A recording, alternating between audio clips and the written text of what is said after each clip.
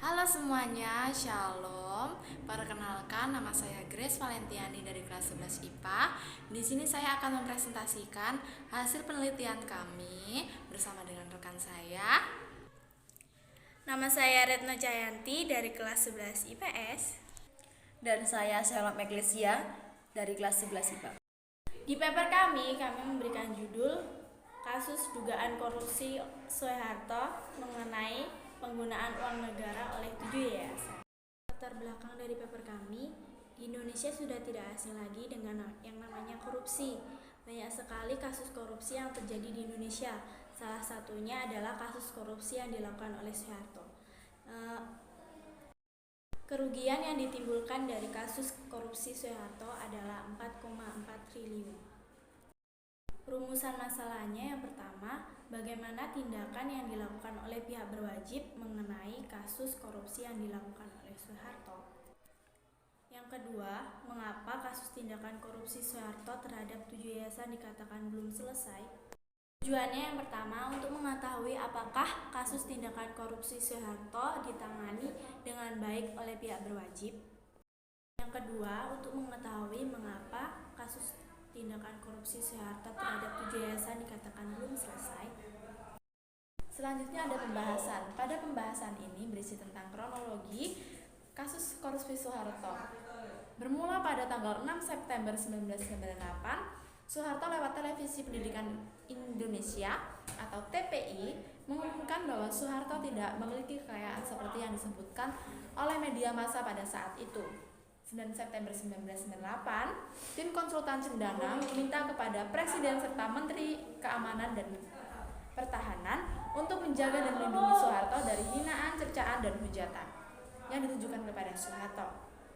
Pada 11 September 1998, pemerintah Swiss menyatakan bersedia membantu pemerintah Republik Indonesia melacak rekening-rekening Soeharto di luar negeri.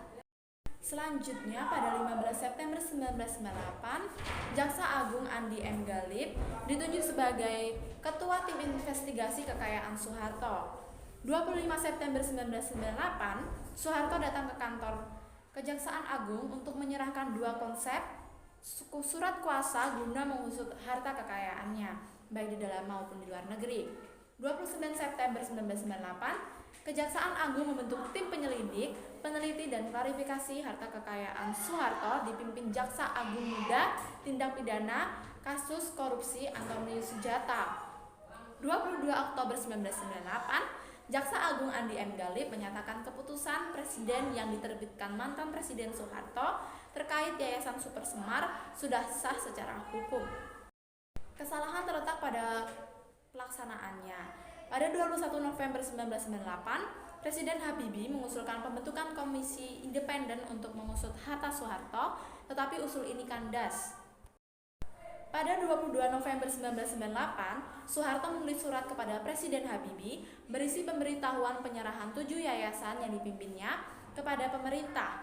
2 Desember 1998, Presiden Habibie mengeluarkan Instruksi Presiden Nomor 30 Tahun 1998 tentang pengusutan kekayaan Soeharto. 5 Desember 1998, Jaksa Agung mengirim surat pengadilan kepada Soeharto. 7 Desember 1998, di depan Komisi 1 DPR, Jaksa Agung mengungkapkan hasil pemeriksaan atas 7 yayasan Soeharto, yaitu Darmis, Dakap atau Dana Abadi Karya Bakti, Super Semar, Amal Bakti, Muslim Pancasila, Dana Mandiri, Gotong Royong, dan Trikora. Sejumlah yayasan memiliki kekayaan senilai 4,014 triliun rupiah. Jaksa Agung juga menemukan rekening atas nama Soeharto di 72 bank di dalam negeri senilai deposito 24 miliar rupiah dengan 23 miliar rupiah tersimpan di rekening BCA serta tanah seluas 400.000 hektar atas nama keluarga Cendana. Pada 9 Desember 1998, Soeharto diperiksa tim Kejaksaan Agung terkait dugaan penyalahgunaan dana di sejumlah yayasan, program mobil nasional, kekayaan di luar negeri, perkebunan dan peternakan TEPOS. 12 Januari 1999, tim Kejaksaan Agung menyatakan menemukan indikasi unsur perbuatan melawan hukum yang dilakukan Soeharto. 4 Februari 1999, Tim Kejaksaan Agung memeriksa Siti Hardiani Rukmana, putri sulung Soeharto, selaku bendahara Yayasan Dana Gotong Royong Kemanusiaan yang dipimpin Soeharto. 9 Februari 1999, Soeharto melalui 7 yayasan yang dipimpinnya mengembalikan uang negara sebesar 5,7 triliun rupiah. 11 Maret 1999, Soeharto melalui kuasa hukumnya, Juan Felix Tampu-Bolon, meminta Jaksa Agung menghentikan penyelidikan terhadapnya atas dugaan kolusi nepotisme. 13 Maret 1999, Soeharto menjalani pemeriksaan tim dokter yang dibentuk Kejaksaan Agung di RSCM. 16 Maret 1999, koran The Independent London memberitakan keluarga cendana menjual properti di London senilai 11 juta pound sterling atau sekitar 165 miliar rupiah.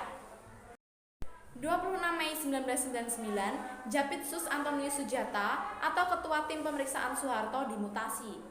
27 Mei 1999, Soeharto menyerahkan surat kuasa kepada Kejaksaan Agung untuk mencari fakta dan data berkaitan dengan simpanan kekayaan di bank-bank luar negeri yaitu di Swiss dan Australia. 28 Mei 1999, Andi Galib dan Menteri Kehutanan Muladi berangkat ke Swiss untuk menyelidiki dugaan transfer uang sebesar 9 miliar US dollar dan melacak harta Soeharto lainnya.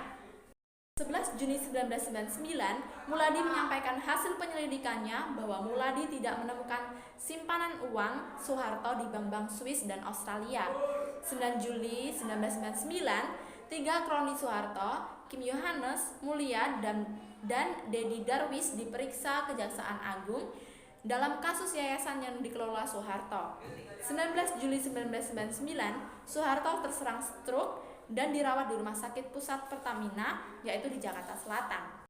Pada 11 Oktober 1999, pemerintah menyatakan tuduhan korupsi Soeharto tidak terbukti karena minimnya bukti. Kejaksaan Agung mengeluarkan surat perintah penghentian penyelidikan atau SP3 terhadap kasus Soeharto. Aset yang ditemukan diserahkan kepada pemerintah. Pada 6 Desember 1999, pemerintah Presiden Abdurrahman Wahid membuka kembali pemeriksaan kekayaan Soeharto. Jaksa Agung baru yaitu Marzuki Darusman mencabut SP3 Soeharto. 29 Desember 1999, Pengadilan Negeri Jakarta Selatan menolak gugatan pra-peradilan Soeharto atas pencabutan SP3 oleh Jaksa Agung. Pada 14 Februari 2000, Kejaksaan Agung memanggil Soeharto guna menjalani pemeriksaan sebagai tersangka tapi tidak dapat hadir dengan alasan sakit. Pada 16 Februari 2000, Jaksa Agung Marzuki Darusman membentuk tim medis untuk memeriksa kesehatan Soeharto. Pada 31 Maret 2000, Soeharto dinyatakan sebagai tersangka penyalahgunaan uang dana yayasan sosial yang dipimpinnya. 3 April 2000, tim pemeriksa Kejaksaan Agung mendatangi kediaman Soeharto. Pada 13 April 2000, Soeharto dinyatakan sebagai tahanan kota.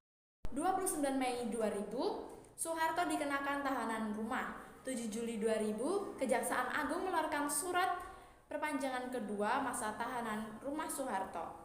14 Juli 2000, pemeriksaan Soeharto dinyatakan cukup dan siap diberkas setelah Kejaksaan Agung meminta keterangan dari 140 saksi. 15 Juli 2000, Kejaksaan Agung menyita aset dan rekening yayasan-yayasan Soeharto. 3 Agustus 2000, Soeharto resmi menjadi tersangka penyalahgunaan dana sosial yang dipimpinnya. 8 Agustus 2000, Kejaksaan Agung menyerahkan berkas perkara ke Pengadilan Negeri Jakarta Selatan. 22 Agustus 2000, Menteri Hukum dan Perundang-undangan Yusril Iza Mahendra menyatakan proses peradilan Soeharto dilakukan di Departemen Pertanian Jakarta Selatan karena alasan keamanan. 23 Agustus 2000, PN Jakarta Selatan memutuskan sidang pengadilan Soeharto digelar pada 31 Agustus 2000 dan Soeharto diperintahkan hadir. 31 Agustus 2000, Soeharto tidak dapat hadir dalam sidang pengadilan pertamanya. Tim dokter menyatakan Soeharto tidak mungkin mengikuti persidangan dan Hakim Ketua lalu Mariun memutuskan memanggil tim dokter pribadi Soeharto dan tim dokter RSCM untuk menyelesaikan perihal kesehatan Soeharto. 14 September 2000, Soeharto kembali tidak hadir di persidangan dengan alasan sakit. 23 Desember 23 Sep, kok 14 September 2000, Soeharto kembali tidak hadir di persidangan dengan alasan sakit. 23 September 2000, Soeharto menjalani pemeriksaan di RS Pertamina selama 9 jam oleh 24 dokter yang diketuai oleh Profesor Dr. M. Zakaria. Hasil pemeriksaan menunjukkan Soeharto sehat secara fisik, namun mengalami berbagai gangguan syaraf dan mental sehingga sulit diajak komunikasi. Beredar hasil tes kesehatan ini, pengacara Soeharto menolak menghadirkan kliennya di persidangan. 28 September 2000, Majelis Hakim menerapkan penuntutan perkara pidana HM Soeharto tidak dapat diterima dan sidang dihentikan. Tidak ada jaminan Soeharto dapat dihadapkan ke persidangan karena alasan kesehatan. Majelis juga membebaskan Soeharto dari tahanan kota. 27 Maret 2008, PN Jakarta Selatan mengabulkan gugatan Kejaksaan Agung dan menghukum Yayasan Super Semar yang diketuai Soeharto membayar ganti rugi kepada negara sebesar 46 miliar rupiah karena menyelewengkan pengelolaan dana pendidikan. Saat itu, Soeharto telah wafat, sehingga tanggung jawab jatuh kepada keluarganya selaku ahli warisnya. Pada Juli 2015, Mahkamah Agung memutuskan mengabulkan PK Jaksa dan menolak PK Yayasan Super Semar sehingga keluarga Soeharto harus membayar ganti rugi 4,4 triliun rupiah kepada negara berdasarkan kurs saat ini. Korupsi adalah tindakan yang dilakukan seseorang atau sekelompok orang dengan cara menyelewengkan atau menyalahgunakan uang negara, perusahaan atau lembaga tertentu untuk keuntungan pribadi atau bersama. Di dalam Alkitab, korupsi adalah salah satu dosa akibat kejatuhan manusia. Sejak kejatuhan Adam dan Hawa, dosa menyebabkan kerusakan moral dan spiritual di dunia akibat ketidaktaatan manusia yang tertulis pada Roma 2 ayat 12. Hal inilah yang menjadi korupsi sebagai salah satu tanda dari kematian rohani. Dalam Perjanjian Lama, korupsi merujuk pada kerusakan fisik yang tertulis pada Ayub 17 ayat 14 dan Mazmur 16 ayat yang ke-10. Korupsi ditimbulkan oleh keterbatasan kita mengendalikan kedagingan dan melalui Kristus kita bisa mematikan kedagingan tersebut. Dari kasus dugaan korupsi yang dilakukan oleh Soeharto, dapat diambil sebuah pembelajaran penting. Nilai kejujuran perlu untuk diterapkan dalam hidup. Soeharto tidak mengakui bahwa kekayaan yang Soeharto miliki saat itu merupakan hasil dari penyalahgunaan dana negara. Selain itu, nilai kebertanggungjawaban yang perlu untuk diterapkan dalam hidup. Soeharto tidak bertanggung jawab penuh atas tindakan korupsi yang telah Soeharto lakukan. Selain itu, Soeharto tidak bertanggung jawab atas yayasan yang Soeharto dirikan. Soeharto juga tidak disiplin dalam mengikuti persidangan, baik persidangan pertama, kedua, ataupun persidangan yang selanjutnya. Berdasarkan permasalahan yang telah Soeharto lakukan, penulis mengajak kepada para pelajar untuk menerapkan sikap kejujuran, tanggung jawab, dan juga disiplin di setiap waktu dan di setiap situasi dan juga di setiap tempat. Jika sikap disiplin, jujur, dan tanggung jawab dihilangkan, maka korupsi akan semakin marak di negara kita. Sikap jujur yang dimaksud oleh penulis adalah jujur dalam segala hal, baik dalam berpendapat dan melakukan segala sesuatu. Dari kasus penyelidikan dan penanganan tindakan korupsi yang dilakukan oleh Soeharto, kita dapat belajar untuk lebih disiplin lagi. Disiplin dalam hal menghindari persidangan yang sudah ditetapkan, itulah yang dilakukan oleh Soeharto. Nah, disiplin dalam hal menghadiri persidangan yang sudah ditetapkan supaya proses hukum yang akan diberikan kepada Soeharto berjalan cepat. Oleh karena itu, penulis mengajak pembaca untuk bersama saling mengingatkan satu sama lain dan menegakkan sikap disiplin, jujur, dan bertanggung jawab. Penulis juga mengajak kepada masyarakat untuk menerapkan sikap-sikap tersebut dalam lingkungan masyarakat dan kehidupan sehari-hari sehingga minim terjadinya kasus tindakan korupsi yang terjadi di lingkungan masyarakat. Penulis juga mengajak kepada pemerintah untuk tegas dalam menerapkan peraturan perundang-undangan kepada siapa saja yang melakukan tindakan korupsi. Penulis juga berharap pemerintah dapat memimpin dengan jujur, bertanggung jawab, dan disiplin. Kesimpulan dari kelompok kami, kasus korupsi Soeharto ditangani oleh pihak berwajib dalam jangka waktu yang lama, dari tahun 1998 hingga 2015. Soeharto meninggal sebelum diberikan sanksi oleh pihak yang berwajib, sehingga hukuman yang diberikan berupa denda senilai 4,4 triliun yang dibebankan oleh kepada anggota keluarganya selaku pewaris kekayaan Soeharto. Kasus korupsi Soeharto dinyatakan belum selesai karena jangka waktu yang digunakan untuk menyelidiki jejak korupsi Soeharto sangat lama, sehingga kasus korupsi yang dilakukan oleh Soeharto dinyatakan belum selesai hingga wafatnya Soeharto. Peneliti berpendapat sebaiknya kasus korupsi seperti ini tidak terjadi lagi di Indonesia. Peneliti juga melihat bahwa penanganan untuk kasus korupsi Soeharto tidak berjalan dengan cepat. Pihak berwajib tidak melakukan tugasnya dengan cepat. Dari tahun 1998 hingga 2015, kasus Soeharto baru selesai dan diberikan sanksi. Sebaiknya kedepannya untuk penanganan kasus-kasus korupsi ditangani dengan baik dan dengan sesuai peraturan perundang-undangan. Setelah melihat pengertian dari unsur-unsur korupsi di Indonesia serta fakta implementasi peraturan perundang-undangan korupsi, maka PANWIS memunculkan saran pemberantasan korupsi harus dilakukan di atas atau top political will secara konsisten dari penyelenggaraan negara. Pemberantasan tindak pidana korupsi harus tetap berpegang pada undang-undang korupsi yang telah berlaku dengan mengedepankan pertanggungjawaban pidana terlebih dahulu, kemudian bertanggung jawab secara perdata. Peraturan perundang-undangan pemberantasan korupsi yang jelas dengan sanksi yang menimbulkan efek kejeraan serta proses peradilan yang cepat dan transparan. Refleksi dari kelompok kami.